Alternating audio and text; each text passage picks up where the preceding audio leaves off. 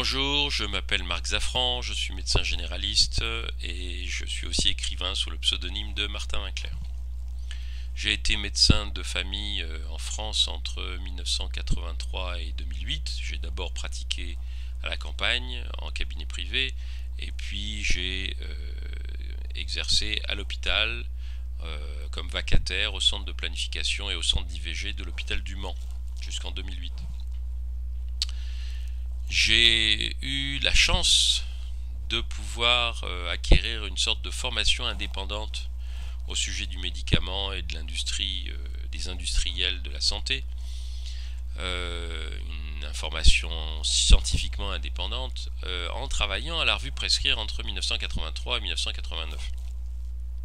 Je n'avais pas de formation de pharmacologie, mais un certain nombre des membres de Prescrire en avaient une, eux, et en faisant travailler, en faisant lire, en faisant écrire les membres de la revue, ils ont permis à un très grand nombre d'entre nous de se former en particulier à l'esprit critique, et d'acquérir un savoir croissant sur le monde de la santé, sur la fabrication des médicaments et leur commercialisation, sur les examens complémentaires, sur un certain nombre de choses.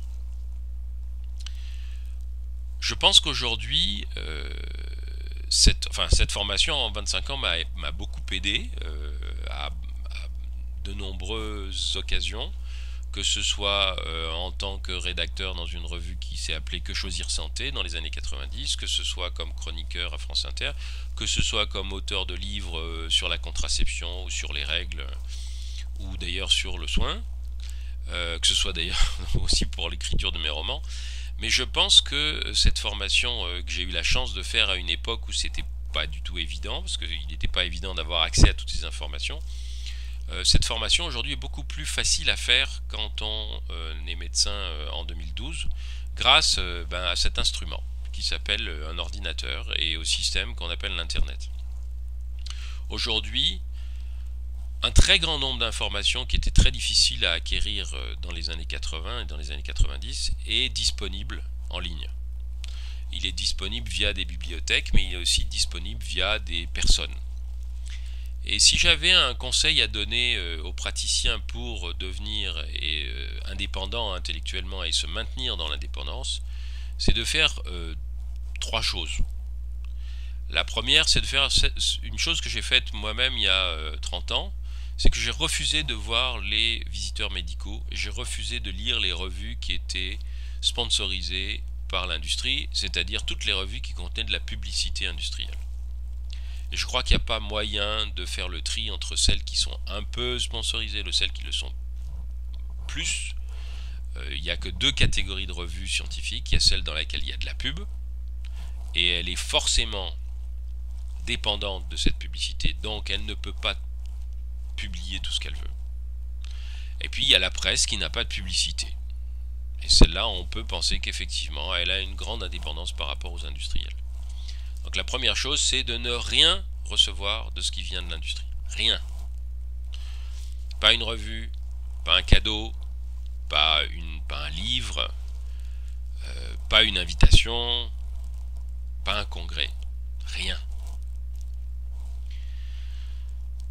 La deuxième chose, c'est, si c'est possible, parce que ça dépend des gens, ça dépend du temps, c'est de lire le plus possible les publications indépendantes. Les publications indépendantes, il y en a donc de deux sortes. Il y a les revues françaises ou francophones, et je recommande vivement à tous ceux qui ne le sont pas de s'abonner à la revue Prescrire et de s'y abonner à la forme électronique, parce que ce sera beaucoup plus facile et beaucoup plus pratique, parce qu'ils auront accès absolument à toute la base de données de Prescrire depuis 30 ans, depuis 33 ans, ce qui est quand même pas rien.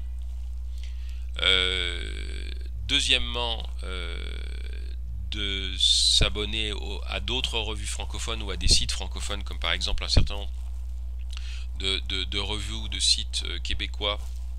Il y en a qui sont indépendants et qui n'ont pas de publicité, et il y en a beaucoup qui publient des choses en français.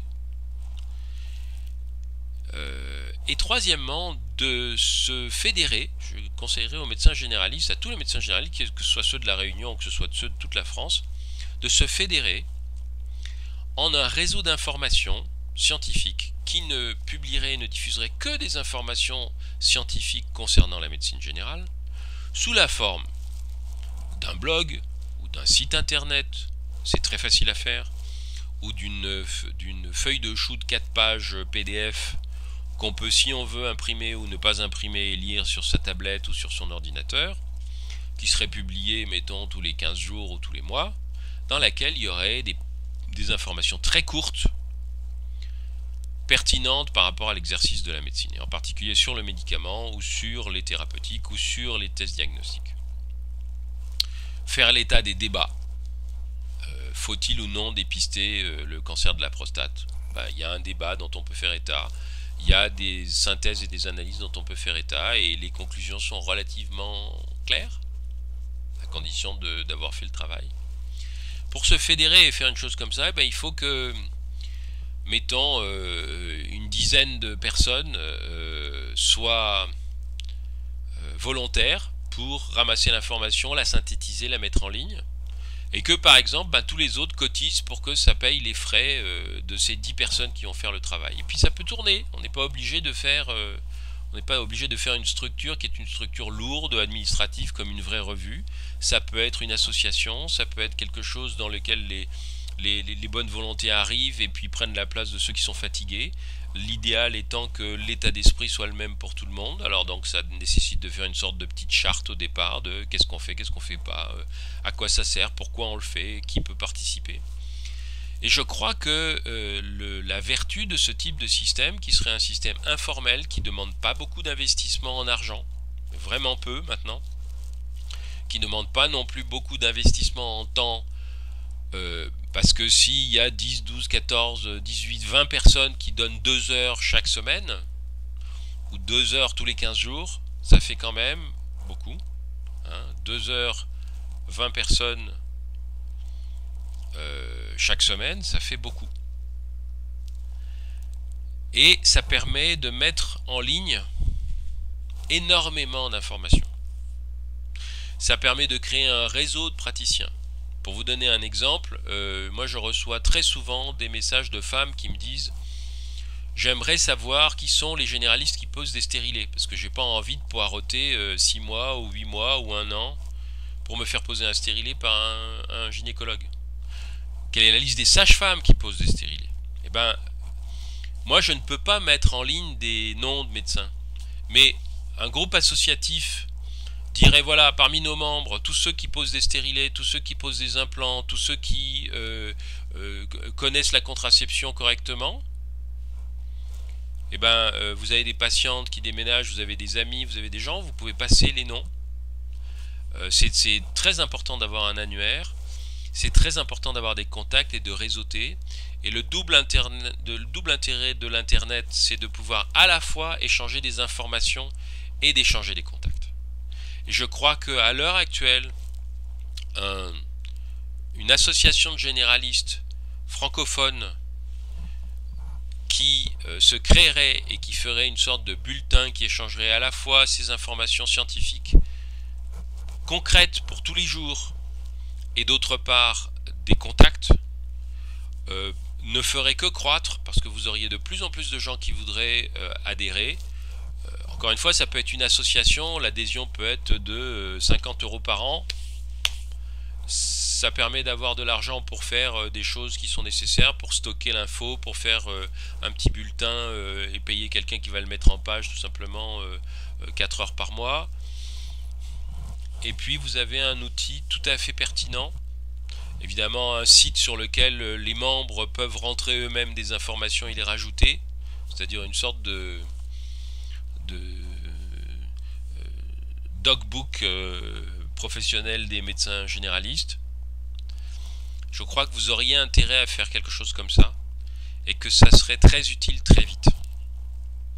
Ce serait une manière d'être indépendant parce que ça permet aussi d'attirer l'attention comme le fait Prescrire, mais sur le plan, enfin je veux dire seulement mensuellement, en disant tenez, je viens de recevoir la visite de tel collègue qui m'explique que dans tel département il y a telle offensive de l'industrie pour nous faire bouffer ou nous faire prescrire telle ou telle chose, et ça permet de prévenir absolument l'intégralité de la France en très peu de temps.